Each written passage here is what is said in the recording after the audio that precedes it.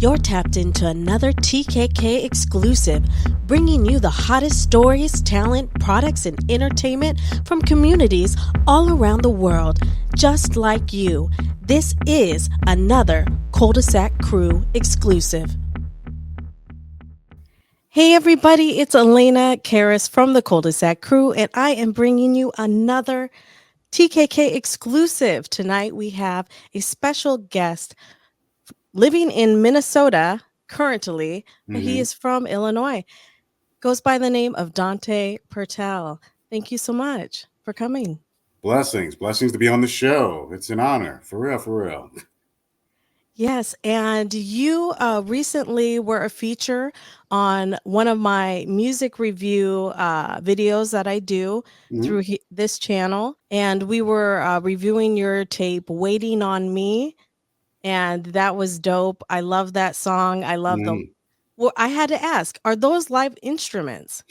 Well, that's just it. The actual track itself was pre-recorded, so I kind of just got the leasing for it. My only assumption is that it is. He like the actual producer, which is Tone Jones, may have taken a lot of those live samples and kind of added on his own feature like on it. So in a way, it kind of just sounds like a lot bigger and then live. So that's Mm, really what it comes down to. okay, and that's dope. You mentioned lease. So what are you? What attracted you to that particular track?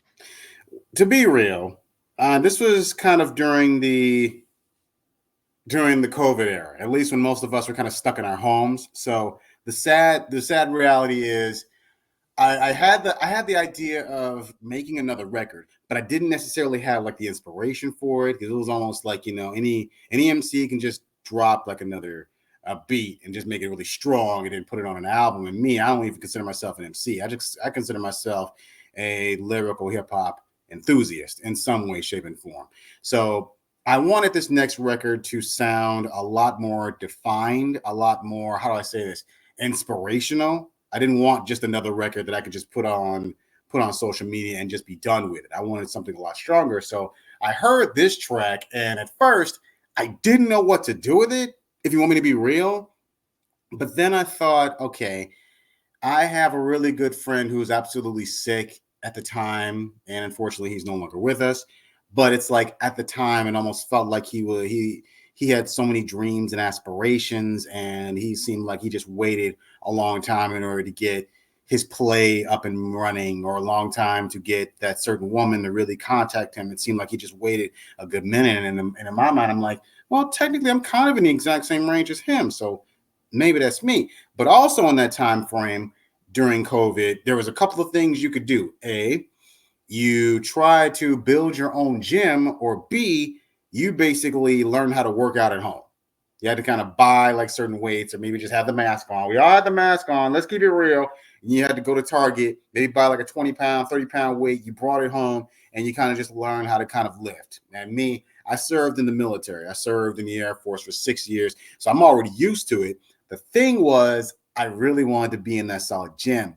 So lately I kind of got into the idea of working in the gym. So by the year 23, it was more like, okay, I'm starting to get a pattern here of how exactly to write these bars. It was just it's just a means of trying to get back to my late best friend. His name is Tony. Like, love, peace, and respect, brother. Like, he's no longer with us, but Mm. he kind of gave a lot of inspiration to the idea of just waiting around. It's like all this patience and waiting, and a lot more that goes on to that, goes to those lyrics.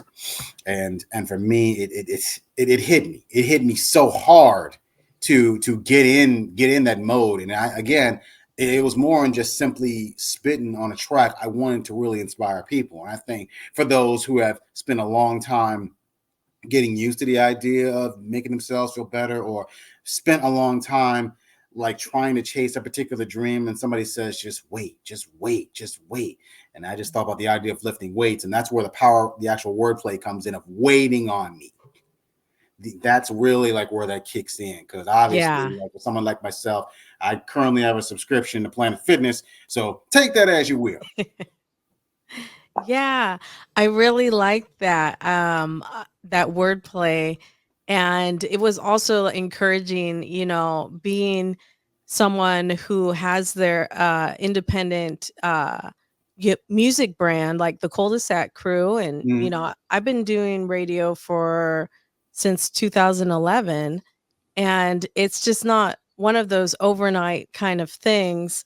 It right, takes a lot of time, it takes a lot of work, but at the same time, as the years or months go by, you're conditioning your body. I used to be a gymnast.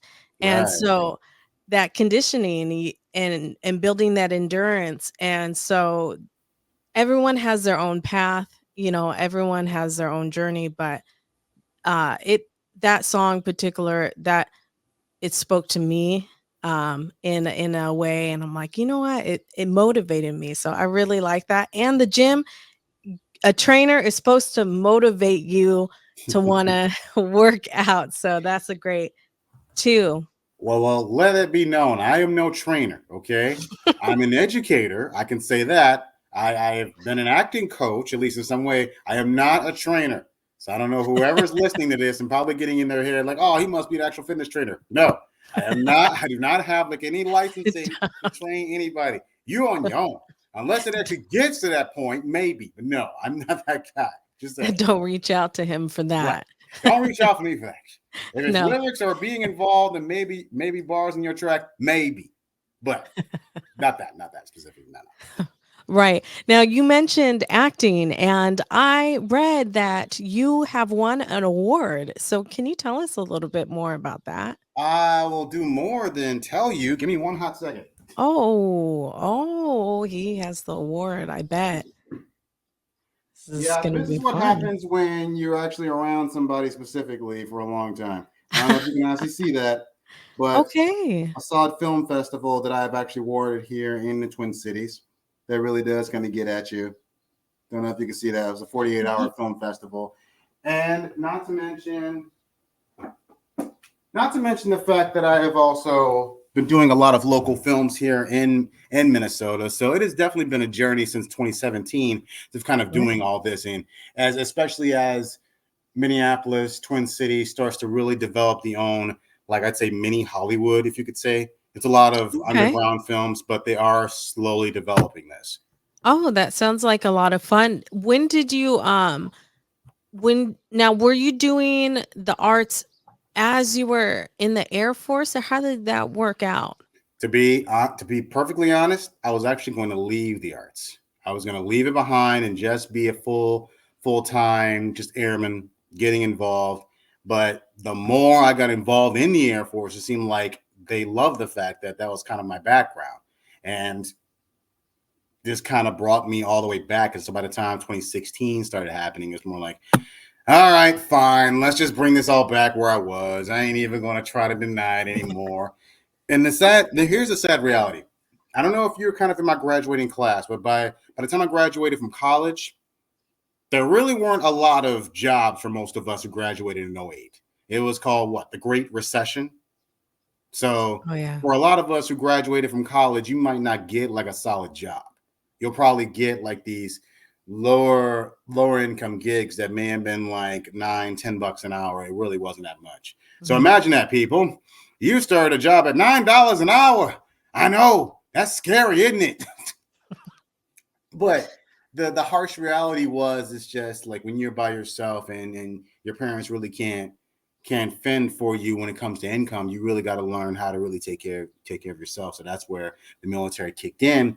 But it seems like there's just a small little ways of eating, because before I even got into theater, I was always involved in lyricism. That's the only catch that not everybody knows about this. I've been writing ever since I was 16, but it never really took me anywhere. Hence where the idea of it is, I've been waiting on me, like almost everybody. And I say on me because it seems like I've always had like the passion of trying to do a little bit more for myself, but it seems like either someone's holding me back or I'm holding me back. Mm. Hence the actual title, waiting on me. I'm holding all this weight on my back, trying to actually move something forward. That's really where all that kicks in. But I would say the overall the overall feeling of being involved in the arts before, and then even being involved in lyricism before, it really kind of goes with the territory of who's really willing to work with me and try to make something even more than what I have. Mm. Now, you weren't expecting this much vocabulary for somebody like me, huh? No, I mean, you said you were a lyricist when, I was reading about you. So Mm. I do, Oh, I you got do. that. You got You're that an part. Okay. actor Yes. and yeah, you're in the arts. And so I'm a little bit more curious, like about the acting in the arts because you have won an award with the Minnesota, Yes, I have. state of Minnesota, I believe. Mhm. Yes, I And have. Yes. you showed us that. And you're saying that you do theater, so I'm curious with the theater now, are you singing at all, or and what kind of roles do you go for in that element? If you want me to be perfectly honest, I've done quite a bit of all of it. I've done the dancing, the singing, the villainy roles. I've done the actual roles, which really require me to actually make out with somebody on stage. I have done a number of belter songs. I've done kid shows. It really does. It really does come down to just the energy of what you have. And if you have that kind of energy, by all means, go for it. Yeah, At least and that's what I think. that's live theater. Mm-hmm. Really Yeah. is. And are you doing film, like movies, or I don't know what Yeah. the right word Yeah. is as You well? could say like short films. Uh-huh. Some of them have been produced to a lot bigger venues. Case in point, like I'd say 2 years ago, or was it three? I want to say, yeah, we'll say 3 years ago. As of the summer of 21, I actually did a film with Michael Jai White along with Tyrese Gibson, and that's where me basically portraying another soldier in the background. I want to say another film before that. Some may have even heard the name Tate Donovan, but if you're a fan of the movie Hercules, you probably heard his voice in that film. So I was actually able to work with him while being a background actor. And you get a lot of experiences in moments like this. But on top of all that, doing these short films, I'm able to actually catch a little bit of wind in doing these roles myself. Right. So I'm able to do at least make some damage in short film market. It's not like I'm a thousandaire or anything like that. I'll just do like something that's a good five hundred to $1,000 at a time. So something really Yeah. small, get me by. Oh, I mean, I back in the day used to be in central casting here in LA, and it Mm-hmm. was minimum wage, long days. I remember getting the check for my time on Corey in the House, and that was like I was done with it. I was Mm-hmm. done with that after that. Like I can never understand.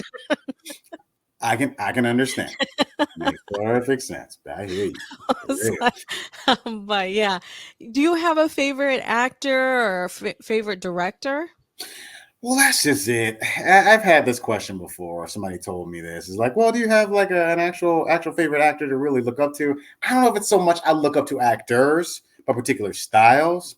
Case in point, someone like James Earl Jones, like R.I.P. He's no longer with us, but I think that stoicism, the strength that most actors of African descent really kind of place on stage, you kind of see that. Or you can actually speak to Denzel Washington, who kind of brings the actual electricity when it comes to Mhm. his work. It's not so much about the words, but actually what you bring to those words. Or there I Right. say, you could see someone like Idris Elba, the actual smoothness and how exactly he carries on an actual scene when you actually do see a lot of film work. But I find it fascinating. No one ever talks about like most theater actors. And if you know, a lot of these people that I spoke about were in theater before they even got into film work. So something to really keep in mind. Yeah, I didn't know, but Denzel does theater as well, and Matter that of fact, I was yeah. like, Right. Yeah, and I'm just saying, like, as a matter of fact, I mean to cut you off. I'm sorry about that. But I believe he's doing, is it Caesar or Othello? I want to say one of the two, but I know like this coming summer on Broadway, he will be there with Gyllenhaal. And I believe he's doing Shakespeare. "Oh, So, wow, yeah." So that's incredible. That would be so much fun to see. mm-hmm. Sure. Yeah. That's really great. Well, you have a new single that you dropped. You dropped a lyric video called Lame, Lame. Okay, so what does that stand for? Oh, lame, lame, lame, lame, lame, lame. I swear, and it's definitely a rendition of the things I've been called ever since I was a teenager. But Oh no. live and maniacal energy. That's really like the main title for it. But it sounds really nice of an acronym to kind of play on people's wording here, because it seems like we also live in a generation where it's kind of easy to kind of put labels on somebody. So I'm like, okay, you want to put this label on me? I'm gonna throw it right back at you and make it flipped completely. So it makes it seem irrelevant to call me this. Oh, you don't think I'm live and maniacal? You haven't heard me lately, have you? That is that is amazing. Yeah, I listened to it again, with the live instruments. That's got this drums, Mm-hmm. live drum sound. It's got the scratching with Yes. the DJ, and that's Yes. awesome. A true form of hip hop there. I love that. Oh, yes. What attracted you to this beat? That beat specifically, well, the funny thing about that beat is at least 6 years old. So I connected with a DJ via IG. That's the funny thing about IG is like, do not hold off IG, because IG can help you out completely. But Mm, I was basically just scrolling through IG, and there was just that beat that didn't have any of that on it. Like, it was simply just the idea of just that grunge in the background. Boom, boom, boom, boom, boom. That was just it.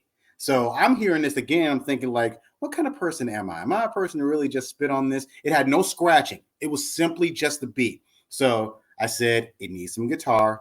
It needs a little bit more bass, and it needs some turntablism.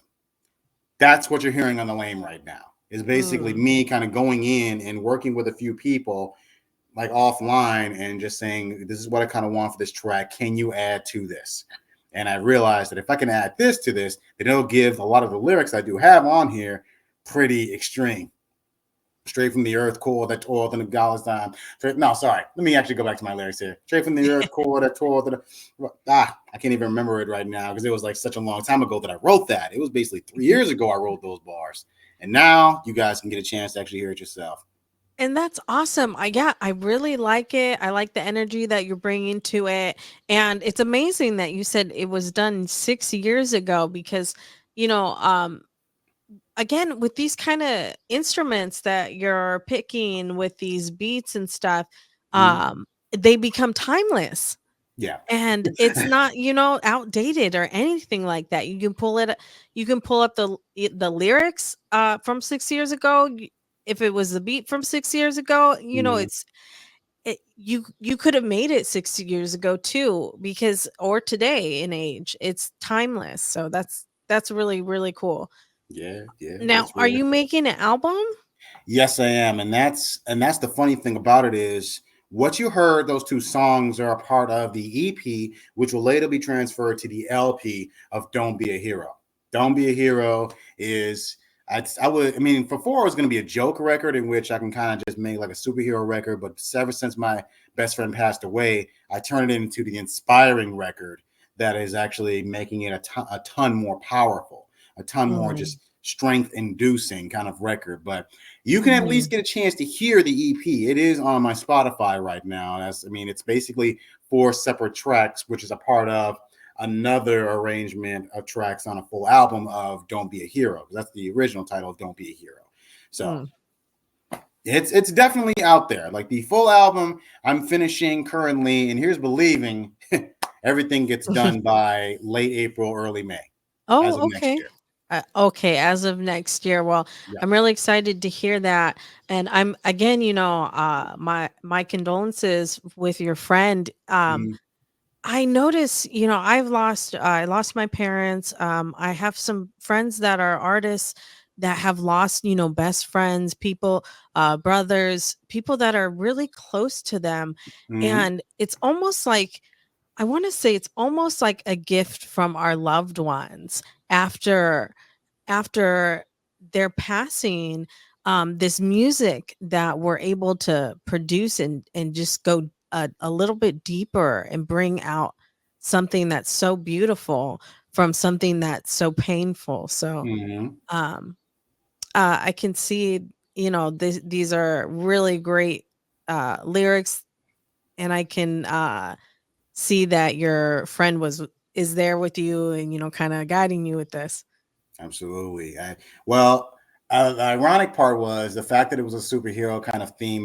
He was going to play the voice of like the Saturday morning cartoon, like how do I say this? The commercial stabs. And I'm pretty sure like you grew up just like I did, Oh watching yeah. those cartoons, and there's always just those side commercials going, "I'll be right back, kids." Yeah. Yeah, that was the kind of voice he had, and that was what I was originally going to do for the album. But here we are. Yeah. Here we are. I can only tell you so much about that. Yeah. Well, I'm also curious, on your YouTube, you Mhm. have this it's like these skits, Yes. Well, Daryl and such um, and such.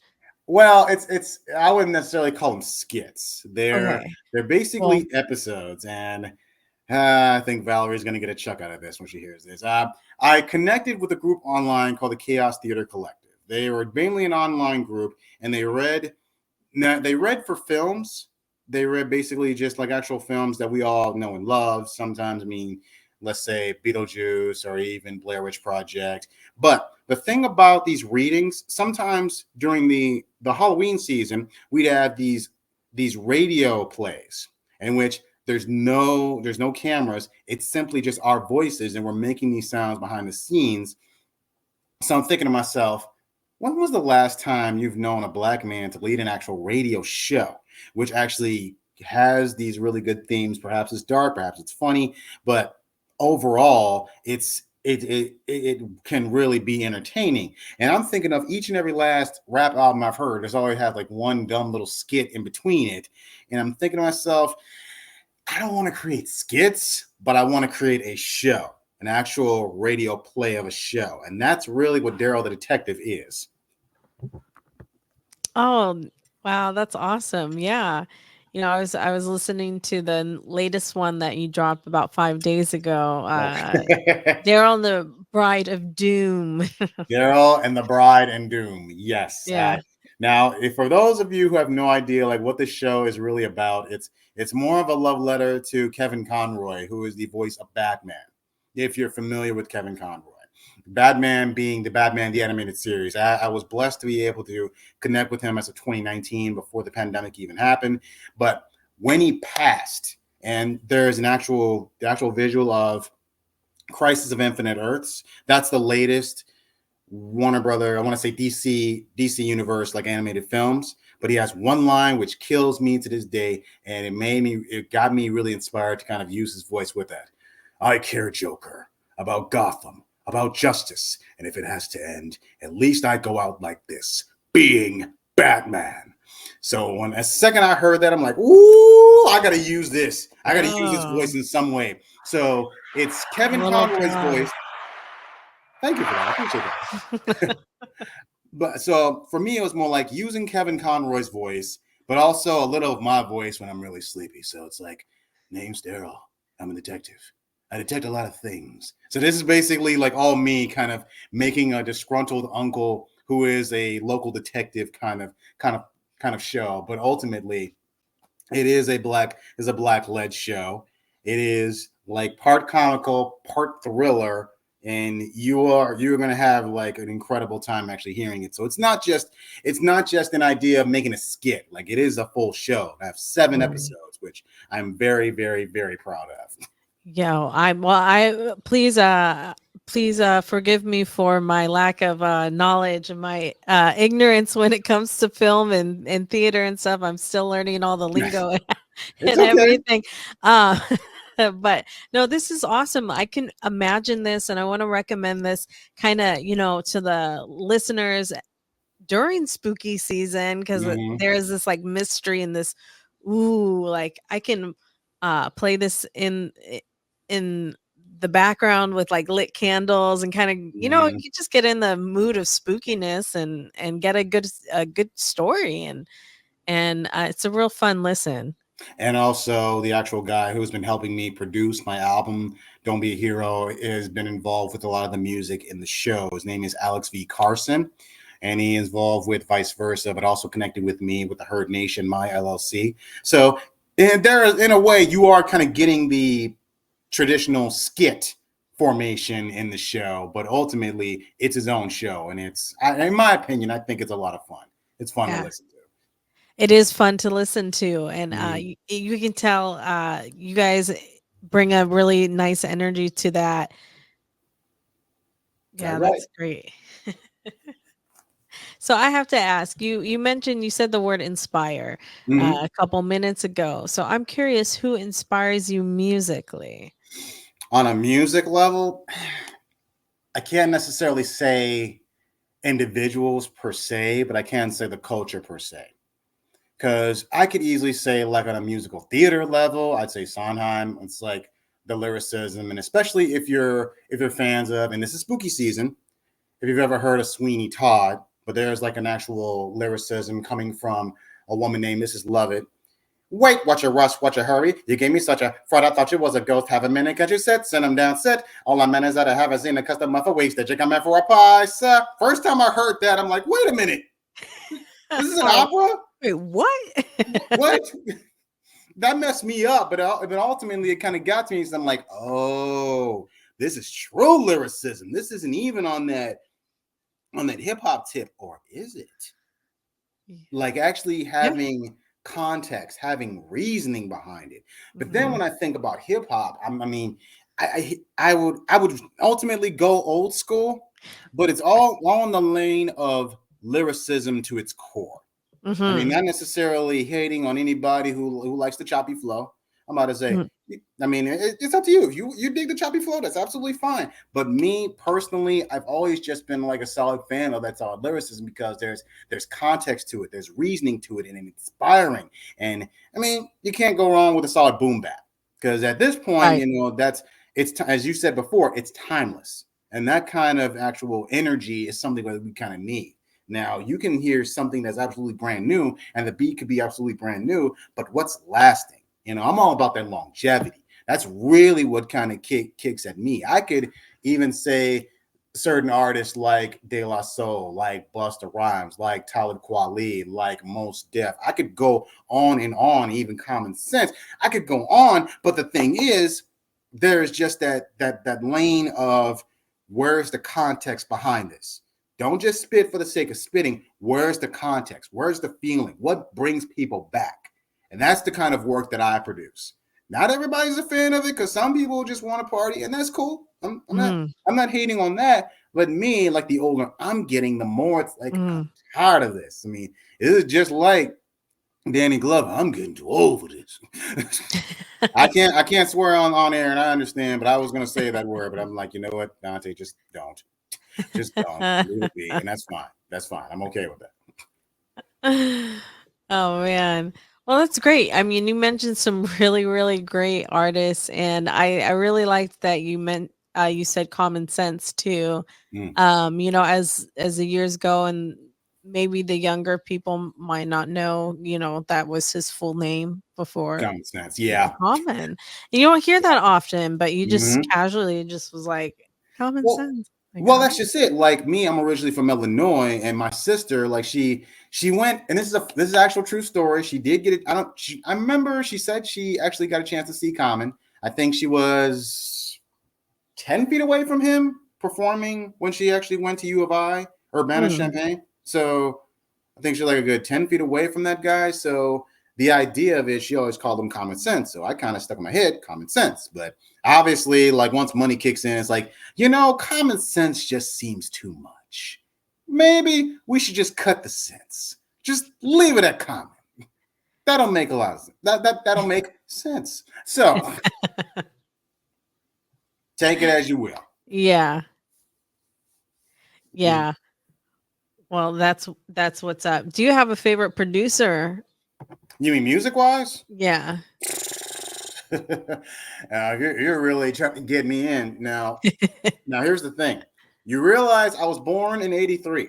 So my overall like thoughts on music producers kind of goes wide. Yeah, I could talk about Dre, I could talk about Timberland, I could talk about Pharrell Williams. I mean, this will go way back to even Teddy Riley. This can go Mm, way back to I'm trying to think of like somebody else that really get it to Jermaine Dupri. Like, but again, a lot of younger people probably don't know these names. Mhm. Know your history. Know your history on these people, because these people are probably helping a lot of artists that are happening right now too. So Yeah. something to keep in mind. Quincy. Quincy Jones. I mean, Yeah. that guy is basically timeless. The music that he's basically been rocking on. And as Right. far as I know, still working on, perhaps. Maybe I'm wrong I with that. think so. I Right. think so. I mean, yeah, he's like one of those, him, Clint Eastwood, Howard, Mm, Ron Howard, 1 hour. those That's people real. that Dick Van Dyke that are just still, whoo, just keep working, keep doing their thing. It's just amazing. I feel you. Yeah, yeah. Yeah. Yeah.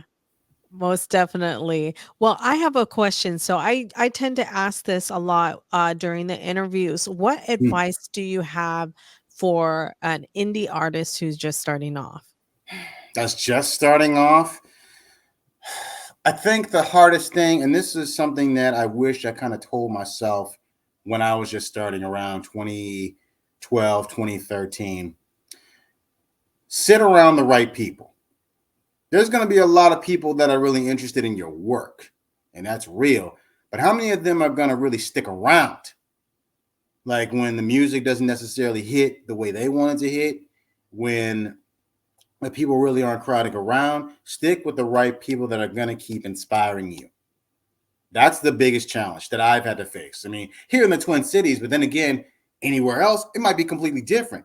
If it's an area that really does invest in music, and I mean on a consistent basis, then absolutely. You could probably hit up any other spot. But it really does come down to being around the right kind of people. Don't just necessarily put your stuff out there and just say, well, I want to help with music too.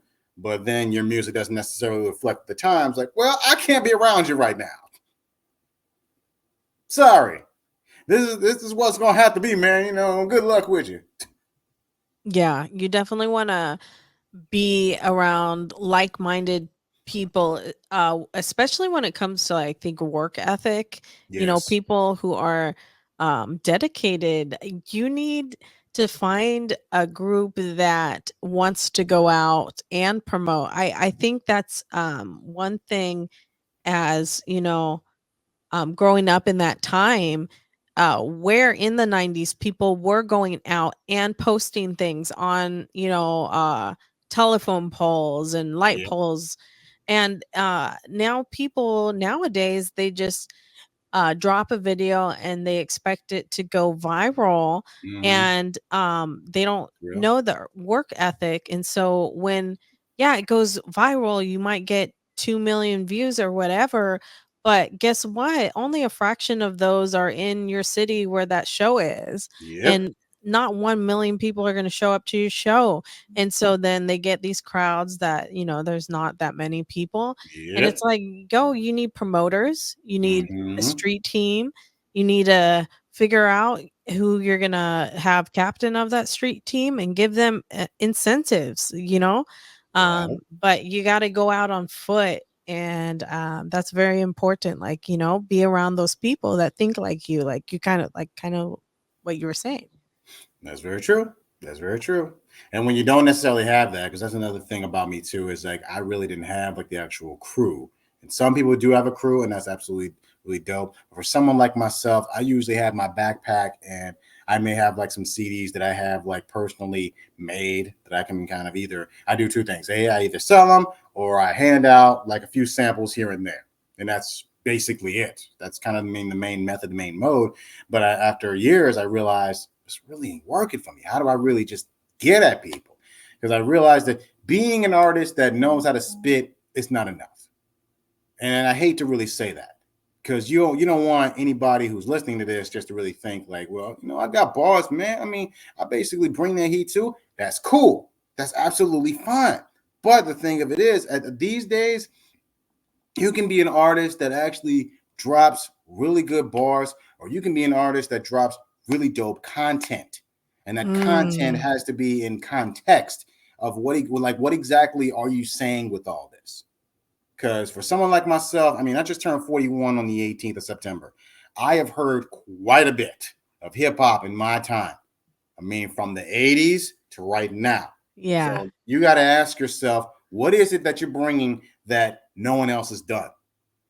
This is where leaders are made. This is where people Mm. actually focus in on your work. And me, I stretch it out. I stretch it out. So you're not just hearing somebody who's kind of doing something on hip hop. I'm basically stretching my revenue to many different areas. But it's not to say that Mm. hip hop isn't in my background.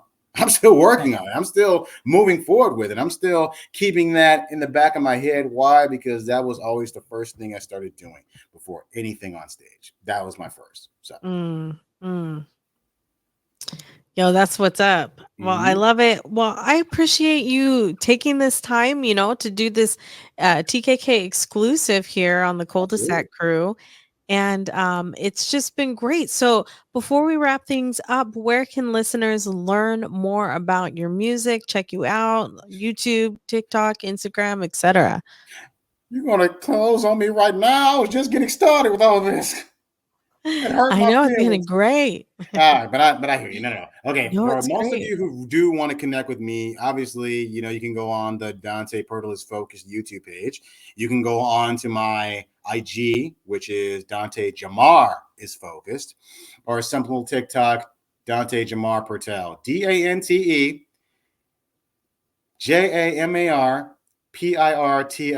I've got nothing to hide.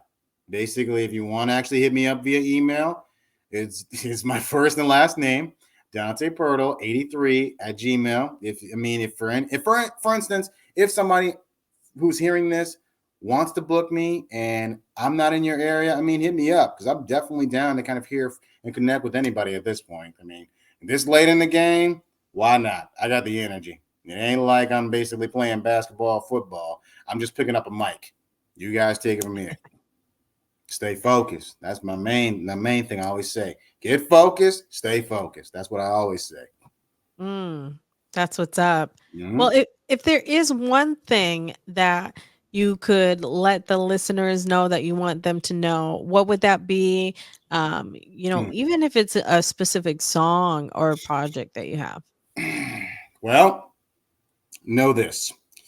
When I wrote The Hell I Know, which is another album, and I don't know if you guys actually catch it, but if you catch it on Spotify, basically listen to it.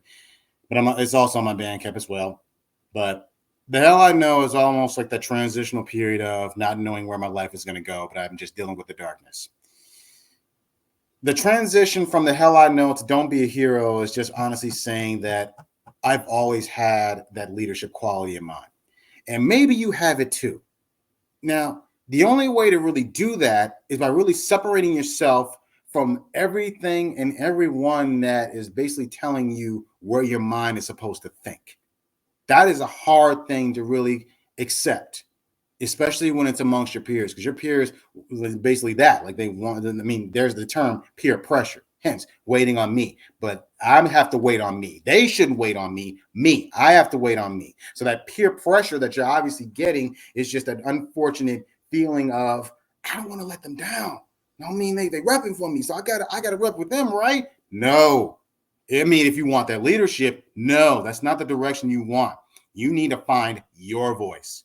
That's going to be, and I know, like, especially with our phones, with our cell phones that we got to deal with on a daily, with everything online on a daily, that's going to be really difficult. But I promise you, if you learn how to honestly separate yourself from everybody else, not in a dark place, just separating yourself from everybody else, you learn to honestly communicate on your own. And this is where leadership is made.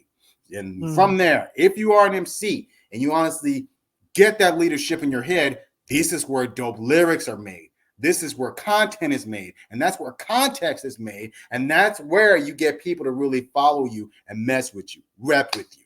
At yeah. least that's what I've learned in my 41 years on earth. I don't know. Maybe Yeah. I'm wrong. No. No. It's great advice. I think it's really great advice. We're Mm. to respect our elders. No, I'm just kidding. Thank you. Because of the wisdom, Fair. and the years on earth, Mm-hmm. But yes, that's great advice. And it's a great thing, good job. Great answer. That was such a nice answer there. That was such a delightful answer. It's okay. It's okay. I appreciate it. I really do. Like this is fun. This is enlightening, and it kind of woke me up from everything that's happened to me this year. So I do appreciate the time. No, it was a fantastic interview. I really, really appreciate it. And listeners, be sure to check out his music and hey, if you're in Minnesota and he's doing a theater, go check him out there. That would be wonderful. And be sure to check out his podcast too Mm-hmm. on YouTube. It's really, really fun and interesting. Yeah, no. Let me use the word interesting. No, it was like a murder there's like a murder mystery in some of them. So, Very so true. yeah. So check out his projects and his art, and I'm sure you're really, really going to enjoy it. And it is your girl, Elena Charis from the Cul-de-Sac Crew. I am giving you another TKK exclusive. You guys have a wonderful night. You've just tuned in to another TKK exclusive presented by the Cul-de-Sac Crew with a K.